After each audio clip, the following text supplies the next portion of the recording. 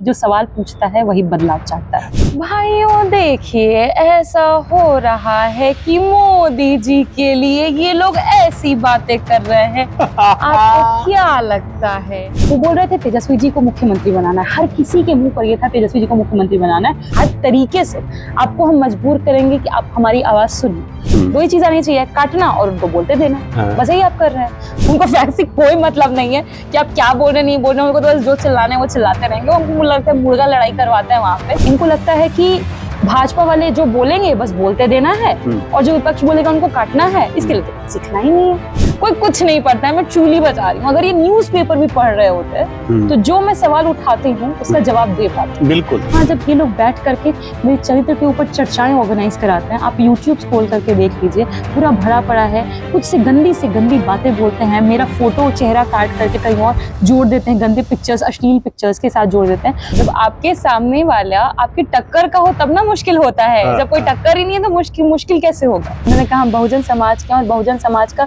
जो भी पीड़ा है वो आप आगे लेकर के जा रहे हैं। हमको अच्छा लगता है, आप देश के लिए काम कर रहे हैं।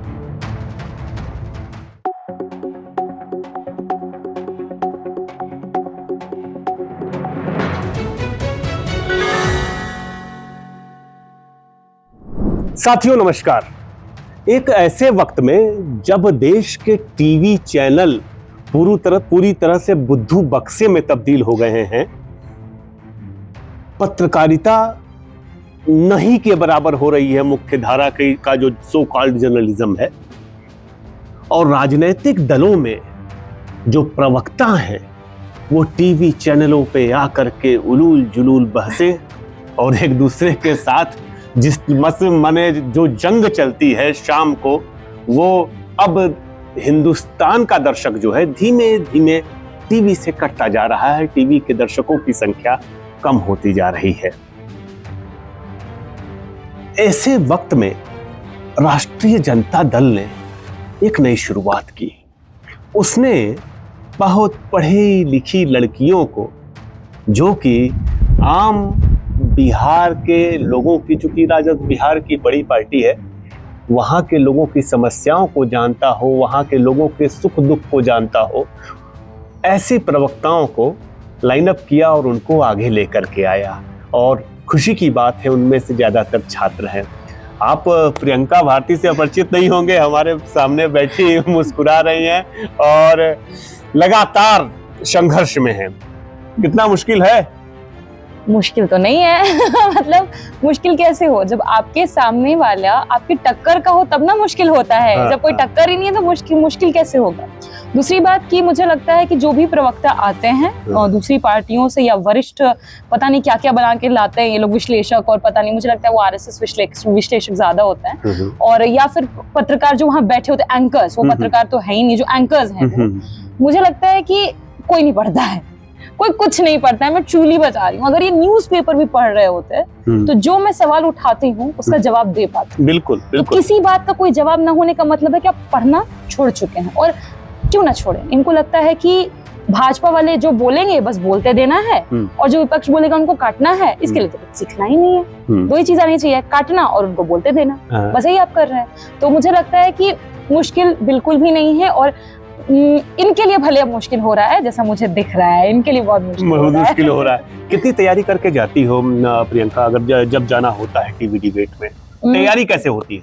मुझे लगता है ऑनेस्टली बताऊं, कोई तैयारी नहीं करती। डेली बस ये है कि जो मेरा एक रूटीन लाइफ है, सुबह उठना, सबसे पहले मैं BBC दुनिया देखती हूँ, क्योंकि थोड़ा आपको इंटरनेशनल क्या चल रहा नहीं चल रहा उसका आपको मिल जाता है सब कुछ, ओवरव्यू जस्ट। उसके बाद फिर मेरा काम है अपना न्यूज़पेपर्स एक दो जो भी हैं उसको खत्म करना, वो कर लिया, फिर लाइब्रेरी निकलता है। ये करने के बाद लाइब्रेरी का फिर मेरा अपना एकेडमिक्स का जो काम है, जो PhD का काम है, वो करती हूँ। कम से कम 2 से 3 4 जो भी बच गया वो कर रहा है, वो खत्म हुआ। उसके बाद डिबेट्स के लिए जो निकले, तो सुबह न्यूज़पेपर मैंने पढ़ा है तो ऑलरेडी मैं सारी चीजों से अवगत हूँ। उसके अलावा फ्री टाइम में जो होगा, तो जितने भी अच्छे अच्छे, मतलब मैं पत्रिका जो होती है, चाहे कैरावान हो, फ्रंटलाइन हो, हमेशा देखते रहती हूँ क्या नया आया है, क्या नए आर्टिकल माने स्टडी करनी पड़ती है, ऐसा नहीं। डेफिनेटली। तो वरना आप फैक्ट्स उनके सामने कैसे लेकर के आएंगे? Although they are not interested in your facts, उनको फैक्ट्स से कोई मतलब नहीं है कि आप क्या बोल रहे नहीं बोल रहे, उनको तो बस जो चिल्लाना है वो चिल्लाते रहेंगे। उनको लगता है मुर्गा लड़ाई करवाते हैं वहां पे, डिबेट्स तो होती नहीं है, बहुत कम ही ऐसा होता है कि डिबेट्स होता है। पर अब मुझे लगता है कि वो चीज चेंज हो रहा है धीरे धीरे, क्योंकि हमने चिल्लाना शुरू किया। हमने कहा कि आवाज तो आपको जानी देनी होगी, क्योंकि जिन तबकों की आवाज आपने हजारों सालों से रोक रखी है, आज वो व्यक्ति वहां पहुंच रहा है, फिर भी आप उसको नहीं बोलने दीजिएगा तो हर तरीके से आपको हम मजबूर करेंगे कि आप हमारी आवाज सुनिए। और सिर्फ टीवी माध्यम नहीं है, जैसा आप भी जानते हैं आवेश जी, सोशल मीडिया प्लेटफॉर्म्स ने बहुत डेमोक्रेटाइजेशन लाया है, किसकी आवाज कहाँ पहुंचेगी। वरना मुझे लगता है कि देखिए, फाइनेंशियली बिल्कुल मैं मजबूत नहीं हूँ घर से, और दूसरा कि पहली पीढ़ी जो यूनिवर्सिटी का शक्ल देख पाई, माता पिता कोई पढ़े हुए नहीं, पर उनका ये हमेशा से रहा कि बच्चों को हम पढ़ाएंगे, जितना इन्वेस्ट कर पाए बच्चों पे करेंगे, परिस्थितियां जैसी भी रहे। तो जब तक आप शिक्षित नहीं होंगे ना, बाबा साहब हमेशा से कहते हैं एजुकेट, एजिटेट, ऑर्गेनाइज। पहले आप एजुकेट होइए, एजिटेट और ऑर्गेनाइज्ड वे में जब धावा बोलते हैं तो बड़ा बड़ा भद्र लोग डगमगा जाता है। एक चीज बताइए, कहा जाता है हमारे हिंदुस्तान में, कहते हैं कि बेवकूफों से लड़ना बड़ा मुश्किल काम होता है। बात तो सही है, क्योंकि कहते हैं ना कि 100 मतलब कि कहते हैं कि जितने 100 लोग हैं जो बुद्धिमान, उनको आप तर्कों से समझा सकते हैं, पर जिनके पास बुद्धि नहीं है, तर्क नहीं समझेंगे ना आपकी बात सुनेंगे, तो ऑब्वियसली क्या ही कहा जाए उनके बारे में। अच्छा, ये बताइए प्रियंका, अगर कहा जाए किस चैनल में सबसे ज्यादा मुश्किल आती है? आप तो तमाम चैनलों में जाती है, नाम लेके बता सकती है क्या? नाम के जगह मैं बस इतना बताऊंगी, भाइयों देखिए ऐसा हो रहा है कि मोदी जी के लिए ये लोग ऐसी बातें कर रहे हैं। आपको क्या लगता है? समझ गए कि नहीं समझे किसकी बात हो रही है? इतना ही काफी, मुझे लगता है जनता। एक चीज बताओ, आप लड़कियां जब जर्नलिज्म में आई तो हम लोगों को बहुत अच्छा लगा कि अब मुख्य धारा की पत्रकारिता करें। दुनिया भर के देशों में महिलाएं माने वॉर रिपोर्टर की तरह कमाल कर रही हैं। मैं तो लगातार देख रहा हूँ, फिलिस्तीन से लेकर के आप यूक्रेन चले जाओ, कहीं चले जाओ। हिंदुस्तान में स्त्री पत्रकारिता आप तो सब देख रहे हो, क्या कहना चाहोगे उसके बारे में? मैं लेखन की पत्रकारिता की बात कर रहा हूँ। मैं स्त्री पत्रकारिता अगर देखूं तो देखिए, आपने जेंडर डिवीजन तो कर दिया, पर जेंडर में भी तो कास्ट डिवीजन है ना। मैं महिलाओं में भी सिर्फ एक तबके की महिलाओं को वहां देखती हूँ तो मुझे तकलीफ होती है, क्योंकि लगता है कि जो हाशिए की महिलाएं क्यों नहीं कहती है, मैं जैसे कि हम पाते हैं। मैं ये बात आप लोगों से भी कह रहा हूँ कि सवर्णों का बोलबाला वाला मीडिया है हिंदुस्तान का, खासतौर से जो टीवी चैनल्स हैं, अखबार हैं, तो ये तो बात कहनी चाहिए आपको। वो मेन स्ट्रीम नहीं है। मैं हमेशा से उनके लिए एक शब्दावली का इस्तेमाल करती हूँ, वो है मनु स्ट्रीम। मनु स्ट्रीम, बिल्कुल। जो उनको मानने वाले लोग हैं, जो खुद को सिर्फ एक जाति में पैदा हुए इसलिए खुद को श्रेष्ठ मानने वाले लोग हैं, इनकी तो भरमार है। पर इसी चलते मुझे लगता है कि इनके भीतर एक डर पैदा हुआ है, इसलिए कि जब ये महिलाएं वहां पहुंच गई, इनको लगा अच्छा महिला रिप्रेजेंटेशन हो गया। नहीं हुआ ना। वो महिलाएं जो पत्थर तोड़ रही हैं, वो महिलाएं जो नाले का हिस्सा है, नाले में उतर रही हैं, वो महिलाएं सब्जी बेच रही हैं, फल बेच रही हैं, सूप बिन रही हैं, मछली मार रही है, मछली पकड़ रही है, मछली बेच रही है, उनकी बात कौन करेगा? उन महिलाओं का दर्द कौन आगे लेकर के आएगा? क्योंकि सबकी अपनी परिस्थितियां होती हैं, और जो समाज में आप महसूस करते हैं, जब तक आप समाज के सामने नहीं लेकर के आएंगे तो समाज आपसे जुड़ाव भी महसूस नहीं करेगा। आप जब आए, जिस समय आप मेरे सामने आए, आप ही को याद है ना, आप वो व्यक्ति जो बाइक चला रहा था, वो अचानक से आके मेरे पैर छूने लगा और मैंने रो दिया। बिल्कुल। क्योंकि तो दर्शकों को बता दूं कि अभी मैं जब प्रियंका से मिलने आया यहाँ पे, तो एक जिस रैपिडो वाले ने मुझे छोड़ा, वो देखते ही प्रियंका को पहचान गया और आकर के प्रियंका का पैर छूने लगा, और प्रियंका भावुक हो गई, उनकी आंख से आंसू निकलने लगे और कहा कि दीदी हम आपको सुनते, देखते, जानते हैं। हाँ, तब उन्होंने कहा कि हम बहुजन समाज के हैं। आपने उनकी लाइन सुनी? उन्होंने कहा हम बहुजन समाज के हैं, और बहुजन समाज का जो भी पीड़ा है वो आप आगे लेकर के जा रहे हैं, हमको अच्छा लगता है, आप देश के लिए काम कर रहे हैं। ये यही तो ताकत है हमारी। जो मेन स्ट्रीम से गायब था, इस जो मनु स्ट्रीम है उससे गायब था, उनकी आवाज़ नहीं पहुँच रही थी, तो अब उनकी आवाज़ जा रही है, तो लोग भी खुश हैं और वो चाहते हैं कि ऐसी आवाज़ें और आगे बढ़ें। तो जो आप महिलाओं को देखिए जब भी, तो आप सब क्लासिफिकेशन करिए कि जेंडर में भी क्लासिफिकेशंस हैं, on caste level, region level, बहुत सारे फैक्टर्स वहाँ पे प्ले करते हैं रोल। तो मुझे लगता है कि वो जब तक डाइवर्सिटी हमें देखने को नहीं मिलेगी तो हमारा जो प्रोग्रेस है, हमारा जो लोकतंत्र का एक सपना था, वो अधूरा रहेगा। ऐसा आपको नहीं लगता है कि जो कॉर्पोरेट सेक्टर है देश का, वो खासतौर से मीडिया में जो कॉर्पोरेटिज्म आया, वो महिलाओं का इस्तेमाल कर रहा है, और क्योंकि महिलाओं का इस्तेमाल आसान भी होता है, महिलाओं को लोग देखते भी हैं, तो वो उसकी वजह से जर्नलिज्म का ये हाल हुआ है? मुझे लगता है कि देखिए, इस्तेमाल शब्द तो मेरे लिए क्या कहते हैं, मैं उसको सही नहीं मानती, पर हाँ, ऑब्जेक्टिफिकेशन तो हर जगह महिलाओं का होता है, चाहे वो कोई भी सेक्टर हो।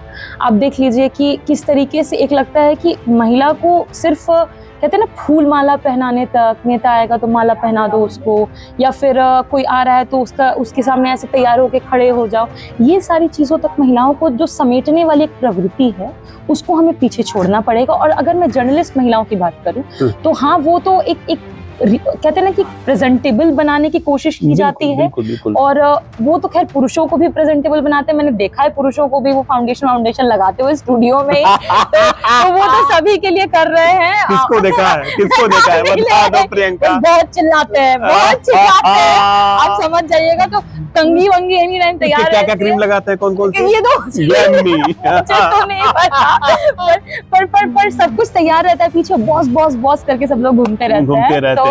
तो जनता भी समझती है जो टीवी चैनलों के विषय हैं। हाँ। मैं लगातार देख रहा हूँ आपकी बातें, मैंने आपके पास आज आया हूँ, आपकी लगातार मैं वो तो खैर देखता भी हूँ, समर्थन में रहे। तो विषय वस्तु को देख करके आपका क्या लगता है कि ये विषय होने चाहिए क्या? मैं कई बार, पता है, जो कोऑर्डिनेटर मुझे फोन करते हैं कि मैम आज आपका इतने बजे टाइम अलॉटेड है और इस पे डिबेट है, मैं भक हो जाती हूँ। मुझे लगता है, मैं उनको बोल भी देती हूँ, सही में क्या कि मजाक कर रहे हैं। मैं ये बोल देती थी मजाक कर रहे हैं क्या, क्योंकि देखिए जो भी इनके मुद्दे हो तो मुद्दे होते ही नहीं है ना, होते ही नहीं। आप खुद बताइए, प्रधानमंत्री जी को एक व्यक्ति कुछ बोल रहा है, वो न तेजस्वी जी हैं, न राहुल जी हैं, न कोई लीडर है, न वो इस पार्टी से जुड़ा हुआ भी नहीं है, फिर भी आप उसको मुद्दा बनाए, जबकि मुद्दा भी क्या होना चाहिए था, 750 किसानों ने पिछले 4 से 5 महीने में विदर्भ में आत्महत्याएं की है। बिल्कुल की। क्या ये मुद्दा नहीं होना चाहिए? किसानों की परिस्थितियां क्या है, वो जो रैपिडो चला रहा है उसकी परिस्थिति क्या है, किस तरीके से उससे कॉर्पोरेट पैसे वसूल रहे हैं, बहुत कम उसको दे रहे हैं, कितनी बारिश की परिस्थिति में वो कैसे चला पा रहा है, जा पा रहा है, गिग वर्कर्स। अरे पूरा का समूचा नॉर्थ ईस्ट अशांत है, मणिपुर अशांत है, असम में क्या हाल है, बाढ़ का हाल कितना बुरा है। बिहार का आप देख लीजिए ना, बिहार से एक व्यक्ति, एक पत्रकार पूछते हैं, आप SIR हो रहा है, आपका नाम चढ़ गया वोटर लिस्ट पे, पता है आपको उस व्यक्ति ने क्या बोला? सर मेरा भैंस बह रहा है, मेरा बकरी बह रहा है, किस दिन हम बह जाएंगे, हम कैसे अपना नाम डलवाएं, जिसको काटना है काट दे। ये दर्द है, ये पीड़ा उनको, वो ये भी कह रहा है कि उनको पता है कि नाम कट जाएगा तो मेरे साथ बहुत दिक्कत आ सकती है, मेरा राशन पानी बंद हो जाएगा, लेकिन हम क्या करें, हम जान नहीं बचाएं क्या? ये परिस्थितियां हैं। और एक डिबेट आप आवेश जी मुझे दिखा दीजिए बिहार के बाढ़ पर हुआ? नहीं हुआ, एकदम नहीं हुआ है। मैं तो लगातार देख रहा हूँ, कैमरे तक नहीं पहुंचे वहां पे, कोई नहीं पहुंचा है, किसी को कोई इंटरेस्ट भी नहीं है। और मुझे लगता है कि मुद्दा भी तभी निकालते हैं जब उस राज्य में हो जहां पे विपक्ष की, मतलब जो NDA का हिस्सा नहीं, उनकी सरकार हो। आप निकालिए ना, बिल्कुल अच्छी बात है, क्योंकि आप वहां विपक्ष में हैं, आपकी जिम्मेदारी बनती है उस राज्य का आप मुद्दा निकालिए। पंजाब की बात करते हैं, बिहार की क्यों? पंजाब की हो तो बिहार इतना नेग्लेक्टेड क्यों है? तो हम तो बिहार से हैं, और बिहारी के साथ में इस तरीके से अपमान होता है, दोहन होता है, शोषण होता है, निग्लेक्ट किया जाता है, हम तो सवाल उठाएंगे। और मीडिया कभी मुद्दे पर बात कर ही नहीं सकती, क्योंकि हर एक डिबेट का जो टॉपिक होगा वो ऊपर से डिसाइड होता है। एक चीज बताइए, तो मालूम है, वो तो हम खुद भी जानते हैं कि ऊपर से डिसाइड होता है। एक चीज बताइए, राष्ट्रीय जनता दल एक क्षेत्रीय दल है, ये तो मानना अभी बन गया, लेकिन उसने जो लाइन खड़ा करी प्रवक्ताओं की, आप हैं, कंचना है, और एक डॉक्टर साहब हैं वहाँ की पटना वुमेन्स कॉलेज की डॉक्टर एविया की, क्या नाम है उनका? एजिया जी हैं। तो ये जो इंटेलिजेंसिया थी पूरी की पूरी, वुमेन इंटेलिजेंसिया, उसको सामने लाने के पीछे सबसे बड़ी सोच किसकी थी? बहुत ईमानदारी से बताइएगा। ईमानदारी से तेजस्वी जी की और संजय जी की, दोनों बहुत ईमानदारी से बता रही हूँ, क्योंकि क्योंकि कई बार ऐसा होता है ना कि आप चाहते हैं कि आपको कोई पद मिल जाए, आपको कुछ आगे बढ़ा दिया जाए। मुझे पता तक नहीं था, मुझे सिर्फ नेता का फोन आया, बोला कि आपको प्रवक्ता बनाया है, कल से आपको डिबेट्स में जोड़ना, बस इतना ही था। और लोगों के मैसेजेस आ रहे हैं और हम सोच रहे हैं किस लिए कांग्रेचुलेट करें, मुझे पता भी नहीं है। मैं बस सो के उठी और फिर मैंने देखा कि लेटर तैर रहा है हर जगह सोशल मीडिया पे कि प्रवक्ता बनाया गया। तो ये पूरा तेजस्वी जी का विजन था और पहली बार उन्होंने ऐसा नहीं किया। मैं जब 2019 में JNU को तो चुनाव होता ही आपको पता है, यहाँ पे स्टूडेंट इलेक्शंस बहुत एक फेस्टिवल के जैसे लोग सेलिब्रेट करते हैं। तो यहाँ भी मुझे एज ए स्टूडेंट, मैं लगता है 19 साल 20-21 ऐसे 20 या साल की रही होगी, 19-20 की, और तेजस्वी जी ने कहा कि आपको चुनाव लड़ना है CRJD की तरफ से। और मुझे खुद पर भरोसा नहीं था, BA बस खत्म ही हुआ और चुनाव में कैसे लड़ जाऊं। और मैं बहुत घबराहट थी मन में कि JNU तो और एक शब्द को जज करता है कि आप क्या बोल रहे हैं, नहीं बोल रहे हैं, पर उनका मेरे पर भरोसा था। तो वहां से मुझे लगता है जो जर्नी शुरू हुआ वो यहाँ पर आके खत्म किया। तो सारा एक और लालू जी की भी मैं इसमें भूमिका देखती हूँ। वो पहली बार मुझे देख के बहुत खुश हुए और मतलब पहली बार तो बस 10 सेकंड का ही इंटरेक्शन था। बोले, मैंने बोला अपना नाम और लालू जी बोले ठीक है भारती, कुछ दिन में मिलते हैं। उसके बाद फिर मैं दोबारा, क्योंकि ऑपरेशन होने जाना था लालू जी का किडनी वाला, फिर जब दोबारा गई तो राबड़ी जी को बता रहे हैं कि भारती आई है मिलने, मतलब और फिर वो बोल रहे हैं कि हमको बहुत अच्छा लगता है देख करके कि जिस मंडल आंदोलन को हम लोग इतना मजबूती से लड़ा, आप लोग यूनिवर्सिटी में पहुंचे और आप वहां हैं। और लालू जी बोल रहे थे कि हम तो JNU में सोचते थे कि हमारे लोग नहीं है। हम बोले कि सर, जिस पीढ़ी को आपने तैयार किया, आपकी बदौलत हम वहाँ हैं, आपके लोग कैसे नहीं होंगे? एक व्यक्ति नहीं है इस कैंपस का जो आपका नाम अपमान से ले, सब सम्मान से ले। आप बोल रही हैं, देखिए मेरे हाथ के रोंगे खड़े हो रहे हैं। एक चीज बताइए, मुझे जो लगता है, ये लगता है कि जब राबड़ी देवी को मुख्यमंत्री बनाया था, जो सोच थी, वो सोच कहीं आज आप लोगों में परिलक्षित होती है कि सिर्फ वो नाम नहीं था कि एक महिला को बना दिया, वो जो सोशलिस्ट लालू यादव है, उनके दिमाग में थे कि महिलाओं को भी आगे करना है। अब खुद भगवती देवी जी का पुराने भाषण उठा करके देख लीजिए। ऐसा लगता है कि समाज की पीड़ा जुबान से निकल करके संसद को, कहते हैं ना, कि एक गौरवान्वित कर रही है। डर लगता है, ऐसा लगता है। किस चीज से? इतना बोलती हो खतरनाक कि एकदम विपक्ष के कैसे डर लगेगा आवेश जी? आप बताइए। वो व्यक्ति जो रैपिडो चला रहे हैं वो मेरे साथ खड़े हैं। जो मैं मीडिया हाउसेस जाती हूँ, मीडिया हाउस में जो व्यक्ति झाड़ू लगा रहा है, कभी अंकल वगैरह कुछ नहीं बोले, कभी जो मान लीजिए कोऑर्डिनेटर्स वगैरह हैं वो सब कुछ नहीं बोले, और जो झाड़ू लगाता व्यक्ति है वो हमको कहता है दीदी आप बोलते हैं तो बहुत अच्छा लगता है अपना बात कोई कर रहा है। तो कैसे डर जाऊं मैं? अच्छा, डिबेट के बाद कभी एंकर माफी मांगते हैं कि नहीं? ना, कभी नहीं मांगते। कभी नहीं। जो उल्टा लड़ाइयाँ हुई हैं। लड़ाई किससे मैं बताती हूँ आपको। मीनाक्षी जोशी एक पत्रकार है और मनुस्मृति पे एक डिबेट हुआ और वो अंत में मुझे पता है क्या बोलती है, कौन पढ़ता है इन किताबों को, अपने मन से कुछ भी बना के बोलती हूँ। मैंने बोला कि मैं पढ़ती हूँ, हो सकता है आप नहीं पढ़ती होंगी, और मैं किसी भी चीज का क्रिटिसिज्म तब तक नहीं करती। डिबेट के बाद मैंने बोला मैं किसी भी चीज का क्रिटिसिज्म तब तक नहीं करती जब तक मैंने उसको पढ़ा और समझा नहीं। मैंने उसको पढ़ा, मैंने देखा क्या क्या प्रॉब्लम्स है। तो आप हवा में नहीं बात कर सकते ना, you have to be very logical, you have to have facts about what you are speaking. तो इसीलिए मुझे लगता है मैंने उनको वहीं पे बोला कि हो सकता है आपने नहीं पढ़ा, मैंने पढ़ा। फिर पूछी कितना कि कौन सा एडिशन, मैंने एडिशन बताया, पेजेस बताए और बताया कहाँ से मैं कोट कर रही हूँ। तो फिर वो चुप हो गई, मैं निकल गई। तो ऐसा लगभग होता है, कभी सपोर्टर तो नहीं होते, मुंह जरूर बनाते हैं।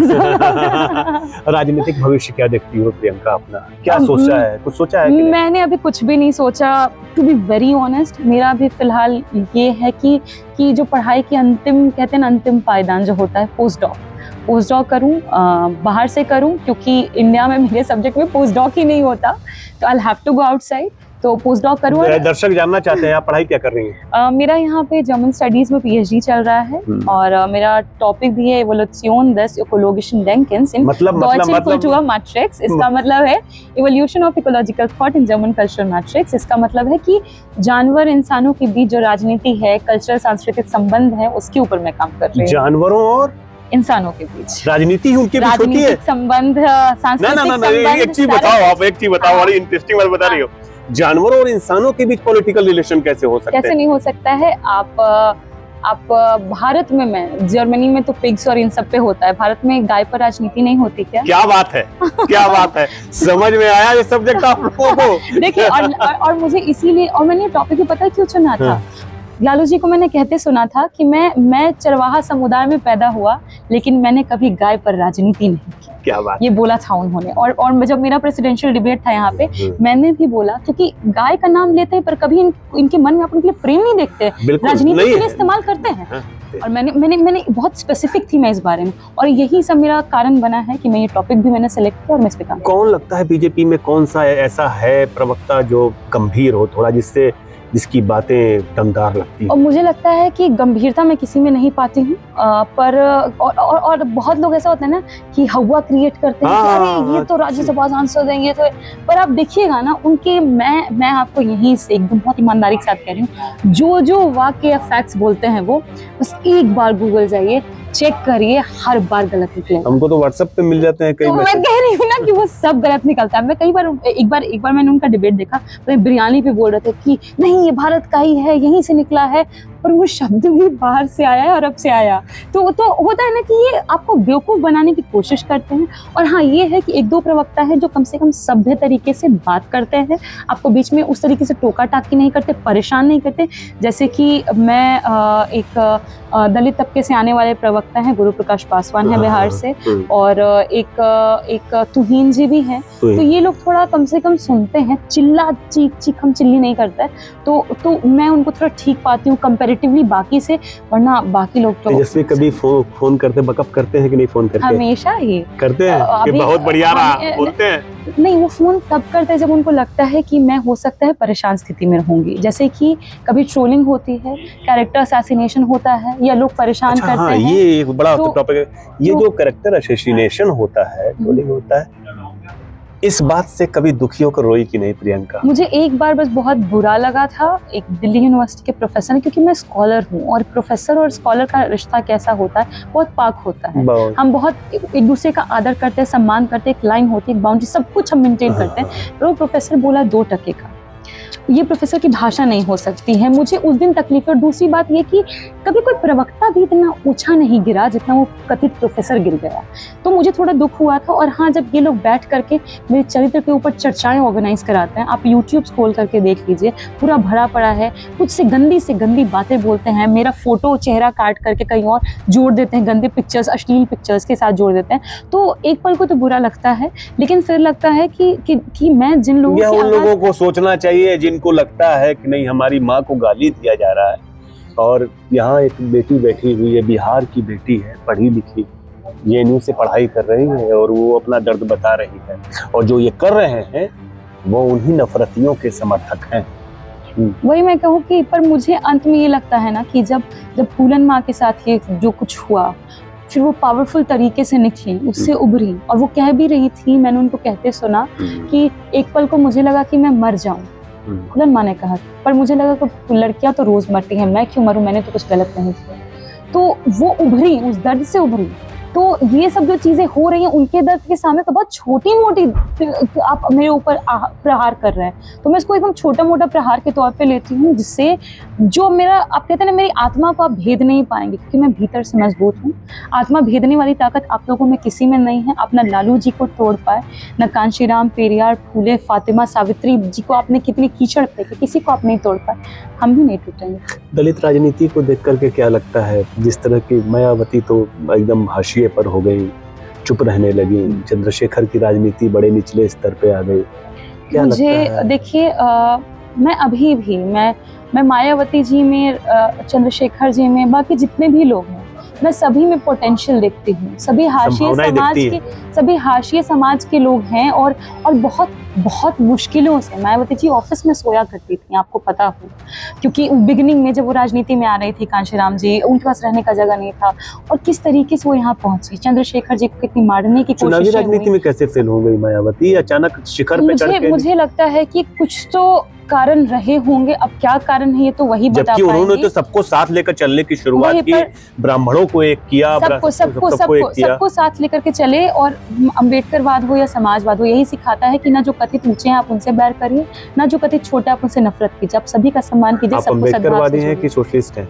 मैं देखिए, मैं अगर दिल से कहूँ तो मैं अम्बेडकराइट हूँ, और सोशलिस्ट तो जो अम्बेडकराइट होगा वो सोशलिस्ट डेफिनेटली होगा। तो पर मैं कहूँगी अभी भी कि मैं मायावती जी को बहुत सम्मान करती हूँ, आदर करती हूँ, प्रेम करती हूँ अभी भी, क्योंकि मैंने उस पंक्ति से, मतलब कहते हैं ना, दलित समाज में भी जो सबसे आखिरी पंक्ति की सबसे आखिरी महिला, जिसको कोई पुरुष भी नहीं चाहेगा कि वो बगल में हो, जब वो घुसी थी सदन में, पूरा सदन उठ खड़ा हुआ था। वो तस्वीर बहुत पावरफुल तस्वीर है।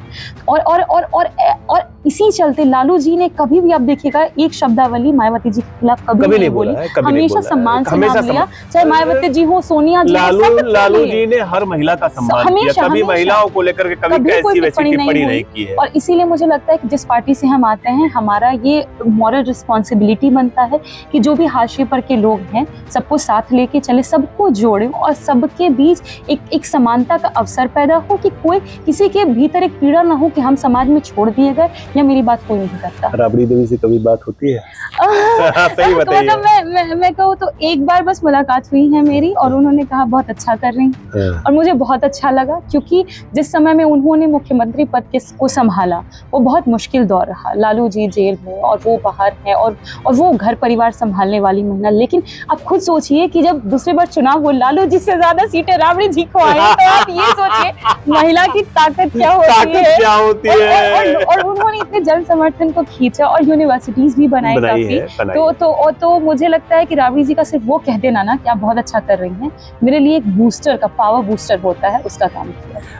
अब घर जाती हैं तो कैसा लगता है? घर पे अपने घर पे जाकर के लोग प्रवक्ता की तरह ट्रीट करते हैं मम्मी पापा के, भाई बहन?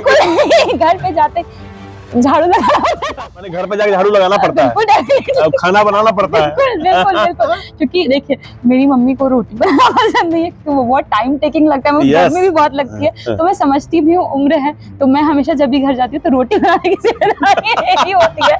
उसके अलावा घर के जो भी काम वाम होंगे तो भाई रहते। अब तो पिताजी मैंने बहुत परिवर्तन देखा। शुरू में जो समाज का हिस्सा रहे, तो अपब्रिंगिंग वैसी होती है कि पुरुषों को ये सिखाया जाता है कि घर के काम नहीं करना है, महिलाएं ही करेंगे। तो बचपन में देखा कि पिताजी उस तरीके से कोई भूमिका नहीं निभाते थे, बाहर ही घर पे रहते थे, और उनकी भी अपनी परेशानियां थी। टेम्पो चलाते थे शुरू में मेरे पापा, तो सुबह जाना, रात में आना, तो ये सारी चीजें थी। पर अब देखा है डिफरेंस, पापा भी जो भी करेंगे तो अपना काम कर लेना, या कुछ गंदा है तो थोड़ा बेड झाड़ देना, करते हैं। अब करते हैं। ये बदलाव हुआ है, जो मेरे घर में बदलाव हुआ है, अगर ये मैं समाज में भी बदलाव देख पाऊंगी तो बहुत। गई थी बिहार में? हाँ। क्या लग रहा है, क्या है चुनाव की स्थिति, क्या है? बढ़िया है, बहुत बढ़िया है। दूसरा कि जो भी देखिए, मोदी जी के सभा में जो भीड़ आ रही है ना, वो पैसे देकर के आ रहे हैं। और कई बार इंटरव्यू, कल ही मैंने देखा, झंडा लिए हुए थी प्रोटेस्ट में महिला, और एक पत्रकार उनसे पूछ रही थी कि किनको वोट दीजिएगा, तो बोली कि चुप रहिएगा। तो ये लालू जी का प्रेम है। और दूसरा कि मैंने जो अपने यात्रा में भीड़ देखी, that was very raw and organic. कोई पैसे देकर के लाई गई भीड़ नहीं थी, क्योंकि जनरली ऐसा आजकल टेंडेंसी है कि लोग ऐसा करते हैं। पर हमारे में जो भी लोग थे, वो बोल रहे थे तेजस्वी जी को मुख्यमंत्री बनाना है। हर किसी के मुंह पर ये था तेजस्वी जी को मुख्यमंत्री बनाना है। तो मुझे लगता है कि बिहार अपना लीडर चुन चुका है। एक बात और भी लगती है प्रियंका, कि ये जो ट्यूनिंग है, फाइन ट्यूनिंग कांग्रेस और आरजेडी के बीच, ये क्या बहुत आपको नहीं लगता शार्प और बहुत ही सुदृढ़ हो गई है? बिल्कुल। आप खुद देखिए ना, जो नारा लग रहा था, राहुल तेजस्वी जी बोलते थे, नारे को लीड करते थे, तेजस्वी जी बोलते थे वोट चोर, राहुल जी प्रेस बोल रहे गद्दी छोड़, बड़ा प्यारा लगता था देखने में। और मुझे लगता है कि अगर ये वाला जो सिंक्रोनाइजेशन है, ये जो कहते हैं ना कि साथ आने का जो दिख रहा है, एक केमिस्ट्री दिख रही है, अगर वो इसी तरह बनी रही ना, और मैं मानती हूँ अंदर से कि वो डेफिनेटली वो बनी हुई भी है, हमने देखा है सारे हमारे। मैं कोऑर्डिनेशन कमेटी में हूँ, तो मुझे पता है हम लोग साथ बैठते हैं, तो बहुत अच्छा माहौल है। और डेफिनेटली, क्योंकि इनका तो बहुत बुरा हाल है। कल ही हमने देख लिया, चिराग जी के जो समर्थक है, वो गालियां दे रहे थे। वो लोग बोल रहे थे कि हमारे नेता को झुकाने की कोशिश की जा रही है। चिराग ने अपने पूरे भाषण में अभी एक बार एनडीए का नाम नहीं लिए हैं, तो उधर तो कुछ गड़बड़ चल रहा है। क्या चिराग आ सकते हैं क्या? देखिए, तेजस्वी की बात से भी कुछ लग रहा है मुझे। देखिए, आना जाना जो चीजें होती हैं, ये तो बड़े लीडर्स जो तेजस्वी जी हैं, बाकी लोग हैं, ये डिसाइड करेंगे, या इनके बीच का है। पर मुझे लगता है कि जो अभी हमारे गठबंधन है, महागठबंधन, लेफ्ट हो, मुकेश सहनी जी हो, या कांग्रेस हो, आरजेडी हो, सभी बहुत मजबूती से लड़ रहे हैं और अच्छा प्रदर्शन होगा। तो दर्शकों, आपने सुना प्रियंका को। प्रियंका हमारे आपके घर की बहन है, बेटी है, तो इनको आगे बढ़ाइए, इनको सुनिए और निश्चित तौर पे इनको ट्विटर पे, फेसबुक पे फॉलो करके अपने सजेशंस भी दीजिए कि किन मुद्दों पर इनको कहना चाहिए, बोलना चाहिए। और इसी तरह से हिम्मत बढ़ा के रखिए अपने घर की बेटियों के लिए। कुछ कहना चाहते हैं? और आवेश जी को भी आप हमेशा समर्थन करिए, क्योंकि हमेशा मैंने देखा है कि ये सच के साथ खड़े हैं, ईमानदारी से सवाल कर रहे हैं, जिस सवालों का होना हम गायब होते देख रहे हैं। तो सवाल जो भी पूछ रहा है उनके साथ रहिए, जो सवाल पूछता है वही बदलाव चाहता है। फिर से धन्यवाद तुम्हारा प्रियंका, फिर मिलेंगे, नमस्कार।